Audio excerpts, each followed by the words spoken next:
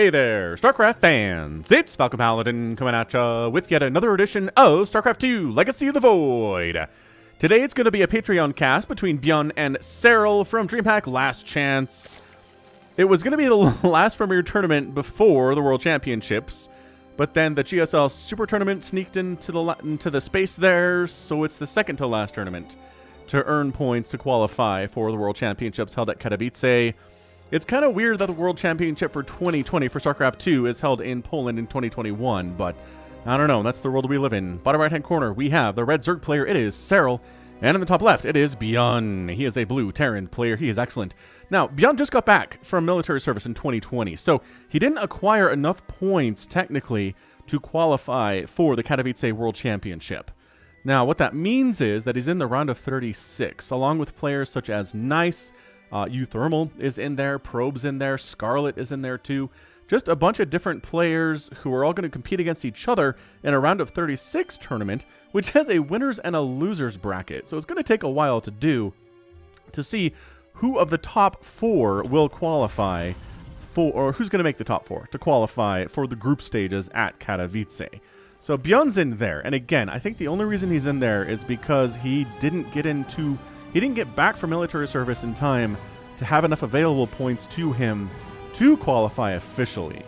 So he still did well enough to get into the round of 36 despite the less time that he had to play and compete. So I'm really excited. I'm really excited to see him qualify for Katowice, get into that group stage at least. And based on the games we've seen him give Serral recently, I think he can honestly qualify and make it to the round of 16, if not further, at Katowice. So what's interesting here is this is a Patreon cast, which means it'll be posted February 5th or 6th, and that is before Katowice, but it won't show up on the YouTube channel until later, I think after Katowice is complete. So if you're watching this on YouTube, you know how he performed at the World Championships, if he made it to the group stages, if he made it past the group stages. And if you're watching this on Patreon, first of all, thanks for supporting me at patreon.com/FalconPaladin for at least $1 a month. That's all it takes, as little as $1 a month. I appreciate the support. I love you very much. And if you have any suggestions for me of what I can do with my Patreon platform, let me know. We can talk about it in the comments here. You can post something to my Patreon wall. Some people have done that. But anyway, what's going on here? Is this a 2-1-1? Oh my gosh, it's a 3 racks. Hold up. Hold up. 3 racks play here from ByuN. He wants to kill Serral quickly here today off a 2 base. So double gas, fully saturated, 3 racks, no factory. Is he proxying a factory somewhere? No. What is this build? Is this just show up with a ton of stimmed Marines and try to kill Serral at a time when he's not ready for it? It seems entirely plausible. That's what he's working for. I don't know what all this gas is for, though, unless he starts building Marauders and getting Concussive Shell. This is... Ooh, Serral needs some scouting, and he needs it now. This is not standard play from ByuN in the slightest. All he knows is there's probably not a 3rd base yet, but at 3 minutes, okay, that makes sense. I mean, sometimes there's a 3rd base building, but it's inside the Terran base, and then they'll float it down if it's that early. And there's your factory. I would say 2-1-1, but it's like a 3-1-1, which, boy, golly, I've not seen a 3-1-1 in some time. ByuN is really trying to throw Serral off here. I like it. I like it. Honestly, the way you're going to beat Serral is probably not by playing incredibly standard. It's just not how it's going to work. So ByuN doing some weird stuff. I fully support. Overlord speed here. There you go. That's how you scout with the Overlord speed. Sees the Marine count. It's not a crazy high Marine count. Oh, but he knows about these guys too. Okay, so what did this Overlord see? Barracks and a tech lab. That doesn't... The only information he got was the number of Marines that were used to kill his Overlords. And he says, okay, that's a lot. Immediately tosses down a Baneling nest. Crikey. Starport coming in. And honestly, we'll see. We'll see if Serral can hang on here or not. He doesn't have much of an army. But again, ByuN doesn't have a giant one yet either. This Overlord continues, this Overlord scouting continues to try to poke in and see stuff. But he doesn't see... There we go. Now he's going to see the lack of gases. So he's like, all right, so heavy Marine count, no saturation on the 3rd and 4th gases. It's got to be a huge bio play. And it is. Here comes huge bio play, which the Overlord sees coming. Baneling Nest finishing, right in the gosh darn nick of time here for Serral. And there you go. 4 Banelings in production, 14 Lings in production, a lair coming in behind it. We've stopped making drones entirely. because this is a pretty darn aggressive stim Marine play at 5 minutes. This is more than 16 Marines double medevac. This is more. Like, I mean, this is crazy stuff here. Actually, it's probably about 16 Marines. So I wonder what the benefit is of this particular build. Like, why not just get the 2 medevacs? If you got 16 Marines... I can't count. I can't count those. I should know what it was. Anyway. Like, why not have a couple medevacs and 16 Marines at like 4.5, 5 minutes, which is where we are anyway. I'm confused by this. Double NG Bay coming in for upgrades. I mean, engaging off creep? No. Serral, recognizing the threat that is, decides to back on out. Now, this is more than 16 Marines. Okay, so some reinforcements have arrived. He's pushing in. Combat Shield is finishing up in 5 seconds, which is perfect. It's going to make it harder for the Lings to kill him. The Banelings will still one-shot these Marines, but the Lings will have a harder time with it. And that's what matters. Single Marine left on the creep ends up dead. There you go. Creep spread in here at the 3rd base for ByuN. Shuts that down. The Marines, it's just a really heavy Marine play here with no Widowmine support. A little bit of tank support, and 1-1 getting started for the Marines. So interesting. Interesting play here. I mean, I don't know. I'm not sure that Serral's altogether bothered by this. The Banelings won't have speed for a little bit. Centrifugal Hooks is an upgrade that takes a little bit of time. I mean, Serral's been working on it, but it's still, you know, 20, 30 seconds away from completion. And that can be a while. That can feel like an eternity. Ling counterattack? No. Ling's SCVs. Siege tank. Did they get the tank, or is the tank siege up on the high ground? Maybe that's what it was. Either way, I mean, ByuN understands the important principle of pressuring here. Nice splits. Okay, all right. Marines now darting in. That's the best time to attack, is when you've just killed all of your opponent's Banelings. Oh, but coming around from the backside here as well. These Lings do not have upgrades at all, and they do kind of have to get out of there. But the Queens are just so important.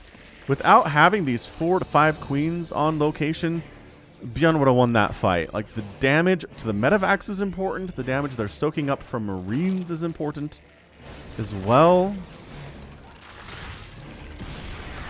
Tank firing up from behind these rocks. Again, if you can find a place behind rocks as a siege tank, you're going to have a better time than if you're just kind of out in the open. Surrounds are not possible when you're here. You know what I mean? That's the huge deal. Tank firing on the Queens. They are getting healed up quite nicely. Zerglings jumping around, finding a couple reinforcing Marines that are coming in. Excellent, excellent job. But Serral on 4 bases to 3 bases here from ByuN, and Serral's fine. He's happy. He's content. The income is definitely favoring ByuN at this moment, but been largely favoring Serral for the last 5 minutes, and that's exactly where he wants to be. So it's just knowing when to drone, knowing when to make an army is what this is all about.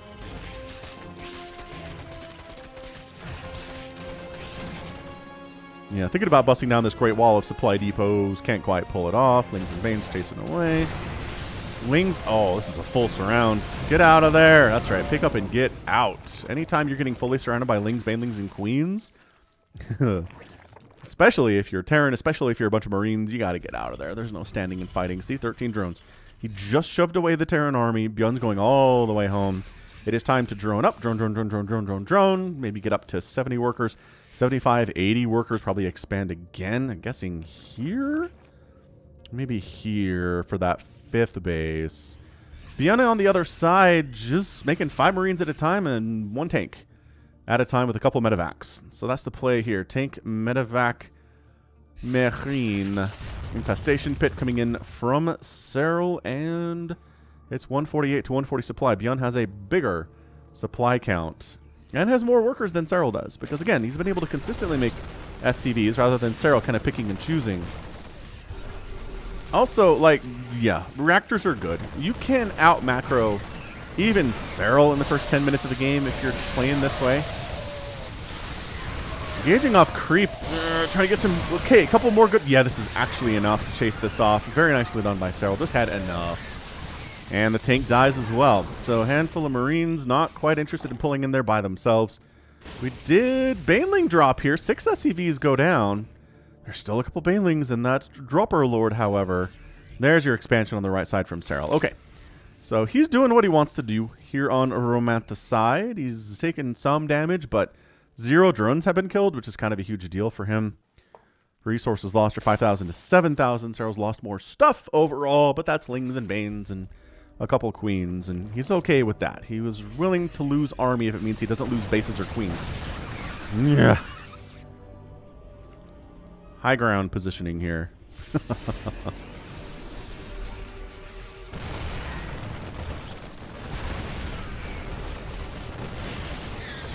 Clearing out some creep tumors, something y'all want to be doing if you're a Terran player.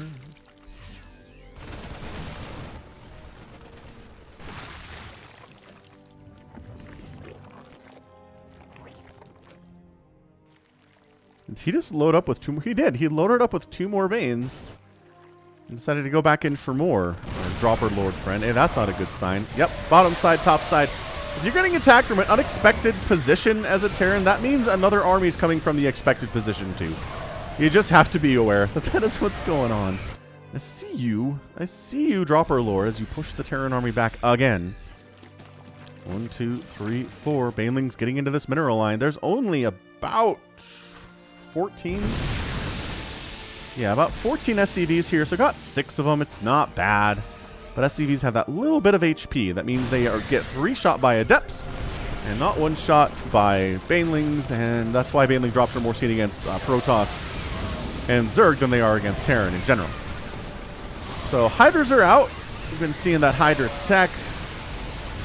Queens going after the Liberators as well. Adrenal Gland coming in. Vipers in production. I think 1 popped somewhere. I don't know where it is. Here it is. Sucking energy off of this hatchery. Right about that. Adrenal Glands is such a great upgrade. It increases the attack speed of Zerglings by 40%. We've seen games between these 2 players where Serral has completely forgotten about Adrenal Gland, and it is just night and day difference how easy it is, how much easier it is for him to handle this particular strategy when his Lings have Adrenal versus when they don't. It is just an eternal truth. Adrenal is good. Lings getting dropped and finishing off. Ah, see, that's a good strategy. You Baneling the SCV so they're wounded. Some of them are dead, some of them are wounded, and then you bring in the Lings to clean them up when they're already bruised. That's a really, really great move. Alright, tank firing on here. Banelings rolling in from that left side. Connecting on tanks is not what they want, but Blinding Cloud on the tanks helps them get removed by the Zerglings, abducting the Liberator into the Queen Ball. The Queen Ball. It sounds like a dance put on by these queens. They'd probably murder you, though. Zerg has no love for humanity, that's for sure. I guess it's who's controlling them, right? Zerg don't really have their own opinions about anything. It's just, is it the Queen of Blades? Is it the Overmind? Is it Brewlord Zagara? Like, Dropper Lord finally dies after putting in, you know, about 10 minutes of service, it feels like, for the Swarm here. But yeah, for lore purposes, Zerg are mindless beasts. I think they'll just attack anything that comes near. They'll even attack each other. That's how feral they are. But Serral taking the 6 o'clock for another base. And 4th base is done from ByuN. So Serral staying a base ahead, which is where you want to be if you're playing against a Terran player or a Protoss player. +2 vehicle weapons on the way. 3/3 coming in for the Marines and the Marauders and the Ghosts, of which we have a Marauder.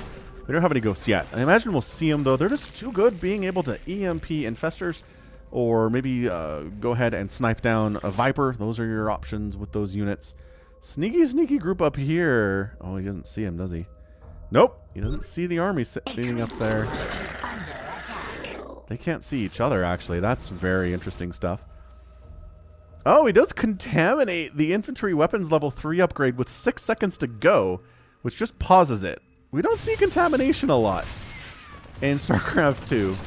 When we do, it always makes me laugh. I always remember the time that my brain was like, what on earth is that spell called? I hadn't seen it in so long. My brain was like, is it Constipate? Like, I had no idea. Ah, that's where we go. Top side, left side, bottom side. The surrounds are how you do. Yep, the surrounds are how you do. Enough Hydras to make sure Liberators are obsolete. Missile turrets getting wiped out. And ByuN just has not been able to do any damage to Serral at all. Does he have enough to kill this planetary? I think he does. The Banelings need to explode on the planetary. There you go. Some of them are pretty injured. Engaging off creep, not necessarily what you want to do. Let's kill 12 SCVs and a planetary and get out of there. So this is where you start 33 SCVs are down, 1 drone down. A planetary fortress down, 0 hatcheries down. This is how Serral plays Zerg. This is how the ideal way to play Zerg is. This is what the designers of Zerg back in 2010 and before saw when they designed the Zerg race. Was defend, defend, defend, defend, counterattack a little bit here and there, and then once you have overwhelming numbers, either just starve out your opponent or go for the kill.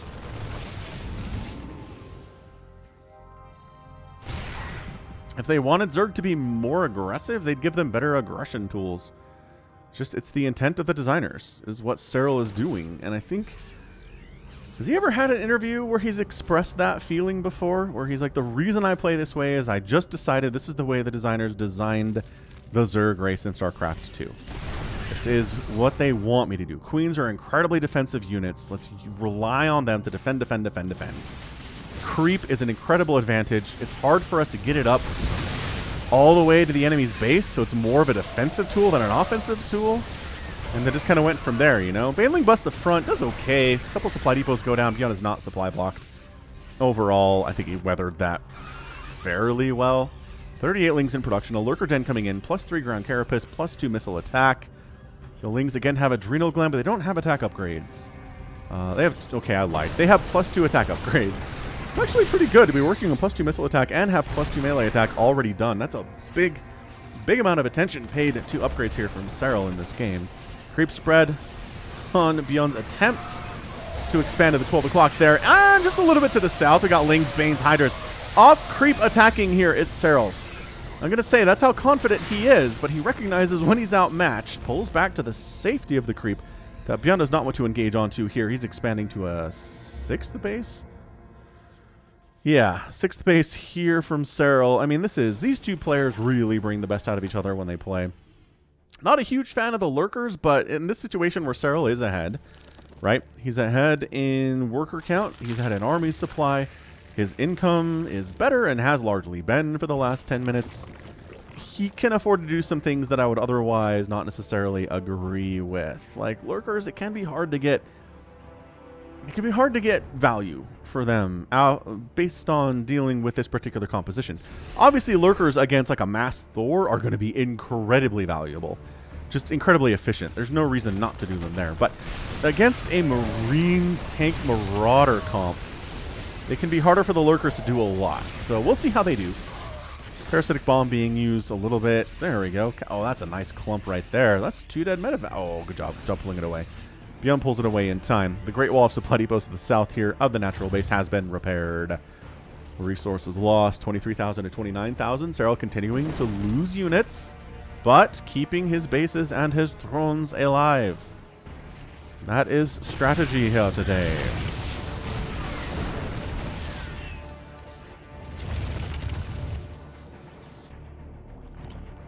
Yeah, I mean, for everything that ByuN has tried to do of killing bases, of marching onto the creep, killing tumors, getting after drones, it's just not working out for him. Hasn't worked out for him. All the damage he's gotten has been on the front lines, which is where Serral wants it to be. Using Lurkers to take down rocks is great, because rocks can't fight back. Oh man, are we doing this? We going up this ramp? We're blinding clouding everything and retreating. Yeah, we're going out. We're not interested. There are still 4 more tanks back there, and that's not happening at all. And that's one of Serral's biggest skills, is instantly recognizing when a situation turns south on him, and there's too much stuff, and everything's just going to die if he continues to move on in, and then backing out. And recognizing when he can continue to march forward and marching forward. It's pattern recognition. It's just recognizing what's happening on the other side versus what you have, knowing what you have to a T, and recognizing whether or not you should move in there or not. And it's hard, man. I gotta say, as a Zerg player myself, it's hard for me to recognize those situations. I'm going into a battle, and I feel like, okay, I got this. But then I don't have the whole thing scouted out. You know, in the fog of war, there's 3 more tanks that I didn't recognize were there, and I just get crushed. So that's why vision's important, and just, you know, having an accurate understanding of what's going on with your opponent's army is incredibly useful, and being able to just recognize it in the moment. I guess the reason that story I just told is relevant is because when I got in there and I recognized there were other tanks firing I didn't know existed, instead of backing out, I was like, I can do this. And I could not do this, and everything died. And then lost the game. It's just, you know, StarCraft in a nutshell. I think every race can realize that. Wow, tank ghost abducted in. My goodness, a tank, saved by that mass ghost play. It's not just the one ghost, there's several of them here. Yeah, this is honestly some impressive play out of both of these players, honestly. Serral taking the top right, but guess what? ByuN wants it. He's got a command center. He's floating over this way. That might be a canceled base. I'm not sure that Serral's in a position to save it. I mean, ByuN doesn't know it's there yet.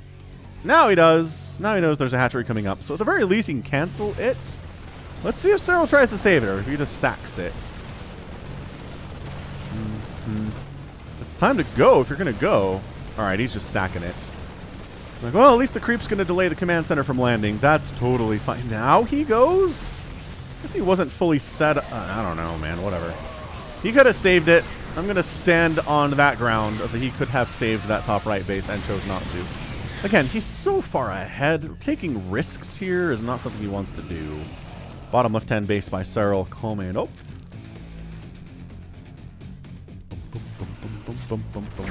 See, steady targeting versus lurkers. Very good. Tanks versus lurkers. Very good. Marines versus lurkers in a concave, not a straight line. Very good. Marauders in a concave. Very good. There's just a lot of answers to lurker for Terran. It really requires you to babysit your lurkers incredibly well as a Zerg player and recognize when they're going to die and getting them out of there. It's hard. It's hard to pull off, but it's totally doable. There's your Corruptors. I imagine we're going to go into Broodlords here. We've seen in the past Serral go for Broodlords to really break this kind of setup that a Terran player is going for, especially for ByuN. It's just the splits here, the pre-splits, the spacing out of the tanks. So good. Infestors are in production, just really good against clumps of ghosts, right? The ghosts can EMP clumps of infestors, but the infestors can fungal clumps of ghosts and prevent them from casting steady targeting at all, because that is a channeled spell. It's only 1.5 seconds, but it's a channeled spell nevertheless. Bottom left base, I don't think ByuN knows about this. He doesn't even know about that bottom left base at all. 3 planetary fortresses are being produced at a time. There's 1, and then 2, 3 here, top of the ramp. I don't know why. I mean, this is not a really strategically important position. I don't know. If the lurkers get up here, they can attack this. It kind of gives them access to over here as well. Fair enough. I guess we can set up our defense in that location. I'm serious. These two guys, though, they just bring the best out of each other. It's some of the best TVZ are these two players. If not the best TVZ matchup in the world right now is these two guys. Good fungals. Number 1 fungal rooted. Did I just give somebody PTSD? Number 1 fungal. Like, that is something that current fans of StarCraft 2 might not be aware of, is fungal back in Wings of Liberty and into Heart of the Swarm. Rooted. So you'd get the green goo on you, it would tick damage off, and you would be immobilized. And then the banelings would start rolling in. It was brutal. It was so brutal. And then they were like, that is way too good. And they made it just slow instead. And it seems okay. I mean, we don't see fungal a lot. I don't see a ton of Terran complaining about fungal growth. Maybe you guys hate it. I just don't hear it. We don't see a ton of it played at the highest level either, so I think it's okay where it is. Damage, slow, you can retreat and usually survive it if you react well enough. Hey, remember those Broodlords we talked about earlier? Here are some. Just, you know, going after missile turrets, the natural enemy of the Broodlord. Get that +2 flyer, +2 flyer carapace, so the attack and the carapace upgrades coming in from Serral. Yeah, this has felt, honestly, Serral's just comfortable. I mean, his APM is on an average of 561. So he hasn't been relaxed, necessarily. See, there we go. Infestor Broodlord, everybody, in the year 2021. Fungaling the ghosts, Broodlord's going in. It's exactly what you want to be doing. Overseer providing oversight and detection for cloaked ghosts that try to wander in, but also getting smashed by a Viking. Oh, you thought that was high ground, did you? There's some steady targeting sounds, but a nice fungal again, catching those ghosts. Yeah, this base does not look healthy. You need some anti-air for that stupid Viking. Do you have any corrupt? You have some corruptors. Go kill that Viking. This is interesting. The corruptors are just kind of like hanging back. This the only thing that's giving you any trouble right now is the Viking pilot. And the corruptors are just not... Nope. We're grouped up with these overseers, man. We can't do anything about these. Just like the overseers. We're in the same boat. Dude, this creep spread, though. I mean, it's... This little gap is the only gap that is not connecting all of his bases to each other, creep-wise. Or abduct the Viking in? Okay, now there's multiple Vikings. This is getting more difficult to deal with.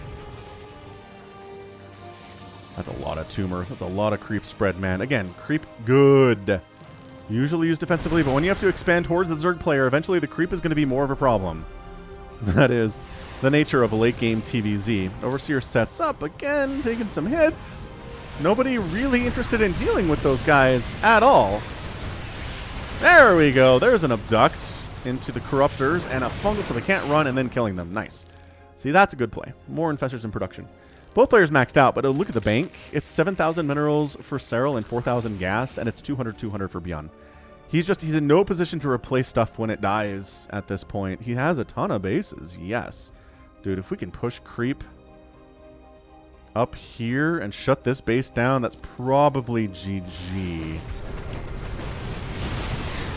I mean, it might see a GG here anyway, but preventing that source of income for ByuN, he needs it. Okay. Well, planetary donezo. Lings, Banes, Hydras, brah, brah, brah, brah, brah, brah. And again, just pulling back. Like, there's no reason to keep attacking into this. This base is not happening. We're okay with you pulling back to dead bases with no income. If you want to defend those, by all means. Yeah, top right base dead. We saw that happen. We're coming back around. Tanks getting wiped out. And this is just death by 1,000 cuts. Nice EMP. And a nice fungal before that happened, though. But fungal isn't forever. Steady targeting. Taking off a couple of these Broodlords. Serral taking hits. Steady targeting. Bam. Viking getting some shots off there as well. But see, Serral's just like, okay, 10 corruptors at a time. And meanwhile, it's 6 Marines and a tank and a Liberator for ByuN. Just not as much stuff. Resources lost. Still 48,000, 42,000. Serral has consistently had just more resources lost than the Terran. Not by a ton, but definitely some. This tumor is dead. Siege tank fire pretty good against creep tumors. He's like, all right, this base, I know you need it. You just dropped a ton of mules on this thing. I know your army is here.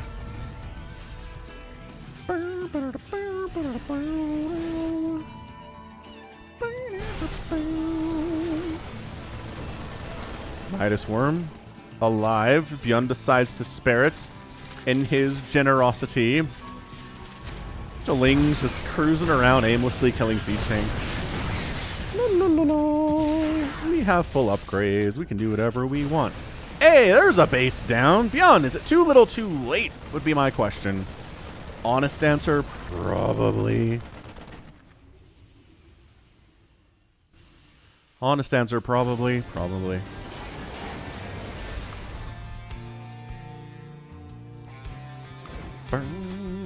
199 to 163 supply in favor of the Zerg player. And yeah, other than this attack, ByuN just hasn't been able to break through and get into any hatcheries of Serral. That's the problem today. Now, the Broodlords are here. The city targeting being used. Again, getting chomped on by Broodlings will prevent Ghosts from getting their attack off there. Their steady targeting off. So Fungal's a good use against this, and also just the Broodlord attack itself is pretty good. Yeah, army hitting over, recognizing if this base goes down, I am a dead Terran player. And, you know, army supply 136 to 141. ByuN has a nice army supply. But everything he loses, it's harder for him to replace than it is for Serral to replace his stuff.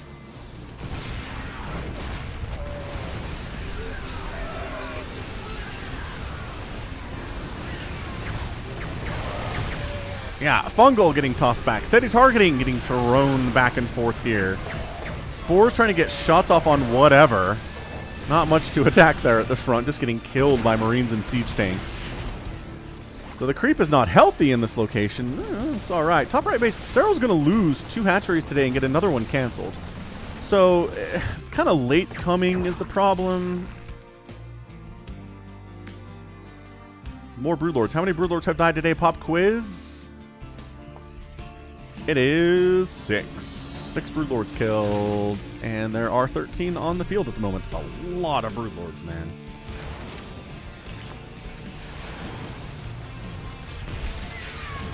Yeah, income is 3 arrows down for both gas and minerals in favor of the Zerg. The Queen's overextending a little bit there. But ByuN has his entire force defending this base, just muling it as hard as he can to try to just have enough income to replace his losses. Oh, the bottom left base is not defended. Okay. This is turning... Okay, there's enough. There's enough to save it, but this is, maybe a slightly bigger force down here. Does he have enough to defend if he sends a chunk of this army to the bottom left is the question. I don't rightly know. I don't rightly know. This is a good match, I gotta say.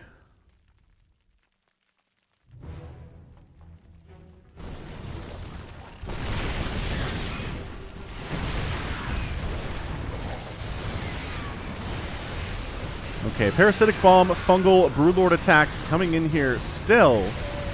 Ah, the Vikings getting wiped out. Those are not cheap to replace, man. That does cost gas. And ByuN has like 80 gas total right now. Steady targeting hits on a few of those, but just one more good Fungal. That whole group is dead. That is a very, very injured group of Marines.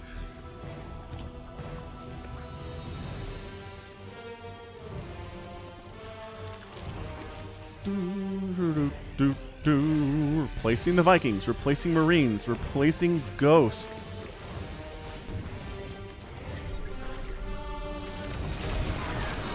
ByuN holding off.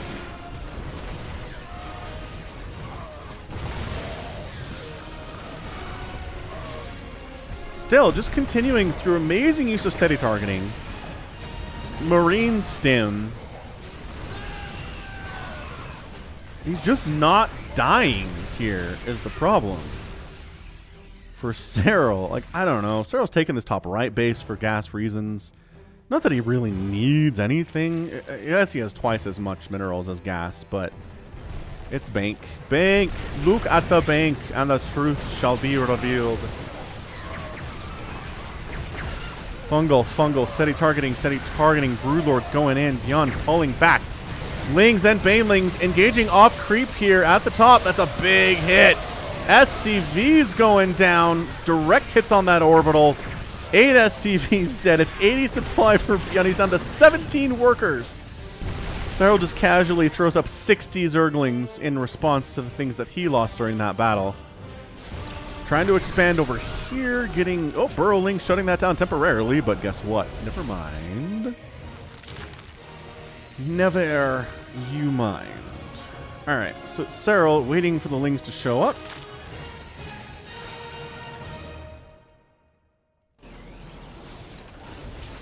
That muling is going to kick in about now. That is a lot of mules. That's 17 mules. Holy crap. Boop. Yeah, see how it's creeped? There you go. Like, Serral can have 58 workers and a ton of bases. But that's more income because mules are amazing off of one base of mining. I guess this counts too. So a little bit of mining there as well. My music started over. This game is so long. Ba-dum bum. That's right. Make ba-dum bum sounds at me. Music.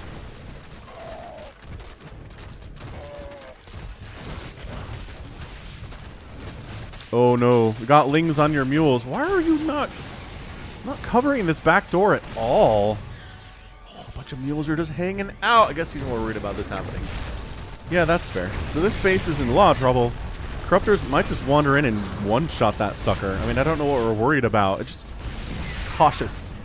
cautiousness. out of Serral here. He's ahead. He's not going to overextend and lose this game because they got too anxious or too aggressive.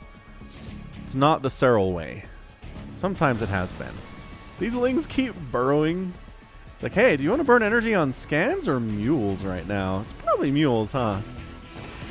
See, the lings pop up, kill some stuff. When the Marines show up, I was going to say they burrow, but they, obviously they just die. That's what they do.